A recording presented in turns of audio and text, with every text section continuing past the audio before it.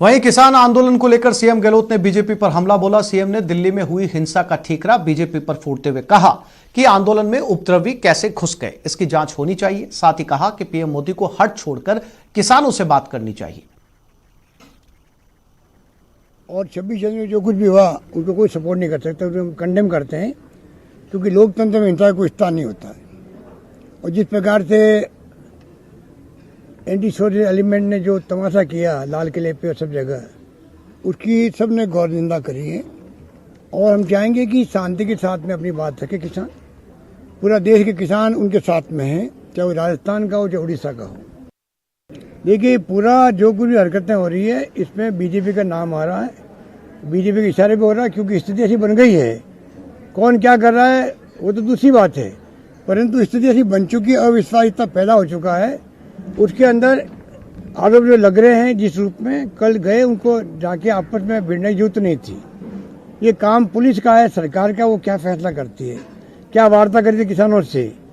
आप गांव वालों को भेज दो, वहां जाकर के टकराव पैदा कर रहे हो, ये अच्छी बात नहीं। मैं समझता हूँ अभी मौका है कि प्रधानमंत्री नरेंद्र मोदी स्वयं किसानों को बुला के बातचीत करे, रास्ता कोई निकल सकता है। लंबे समय तक इस प्रकार का आंदोलन उचित नहीं कहा जा सकता है। मुख्य सचेतक महेश जोशी ने कई मुद्दों पर केंद्र सरकार को घेरा है। उन्होंने कहा कि बीजेपी मंदिर पर राजनीति करती है। इसके साथ ही उन्होंने कहा कि किसान देशद्रोही नहीं है। बजट के सवाल पर जोशी ने कहा कि बजट ऐसा हो जिससे सबको राहत मिले। हम राम मंदिर के नाम पर राजनीति नहीं करते। हम लोग पता नहीं क्या क्या करते हैं मंदिरों के लिए या जो भी धार्मिक स्थल है उनके लिए। सारे धार्मिक स्थलों के प्रति, चाहे वो किसी भी धर्म का, हमारा सम्मान है, हमारा सद्भाव है।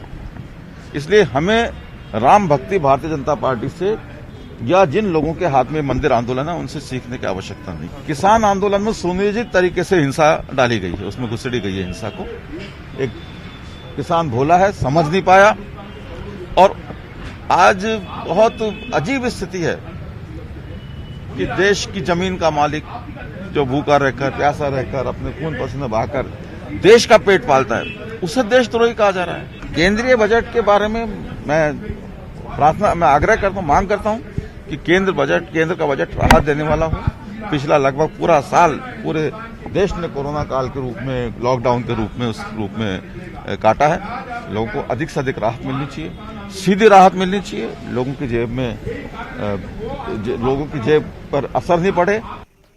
राजस्थान सरकार के परिवहन मंत्री प्रताप सिंह खाचरियावास ने आज बापू की पुण्यतिथि पर उन्हें याद किया और बीजेपी पर किसानों के मुद्दे को लेकर जमकर हमला बोला। दुनिया के सामने एक मिसाल पेश की सत्य अहिंसा की, और बिना लाठी गोली के दम पर जब उन्होंने नारा दिया अंग्रेजों भारत छोड़ो, उसके बाद देश आजाद हो गया। महात्मा गांधी ने एक ही सिद्धांत दिया। आज उनकी पुण्यतिथि है, आज के दिन बलिदान हो गए थे, और उन्होंने एक ही संदेश दिया, प्यार और प्रेम का, वसुधैव कुटुंबकम का। वैष्णव जन तो तेने कहिए पीर पढ़ाई जाने रहे। और मैं खुद ये महसूस करता हूं, मैं खुद एक आंदोलनकारी रहा हूं। जो घटना दिल्ली में घटी, उस घटना के बाद जैसा प्रचार किया गया वो पाप है। केंद्र सरकार को ये तय कर लेना चाहिए और बापू की पुण्यतिथि के दिन देश से माफी मांगकर किसान बिलों को वापस लेना चाहिए। पूरे देश ने देखा कि पहले रास्ता दिया गया दिल्ली का ट्रैक्टर रैली का, बाद में जो तय रास्ता था उसी रास्ते पर बैरिकेडिंग लगा दिए, और बैरिकेडिंग लगाकर लगातार लाठियां मारी गई।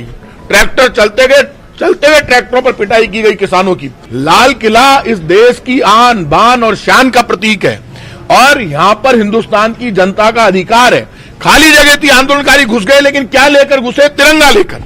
26 जनवरी को किसान ये कह रहा था, तिरंगा मेरी आन बान और शान का प्रतीक है। अपनी छाती पर लगाकर, अपने सर पर लगाकर तिरंगा लेकर लाल किले में घुस गए। तिरंगा सबसे ऊपर लहरा रहा था। एक भी मीडिया मुझे दिखा दे, और उसके बावजूद झूठा प्रचार किया गया कि तिरंगा उतार कर और धर्म का झंडा लगा दिया। कोटा में चोरों के हौसले इस कदर बुलंद हैं कि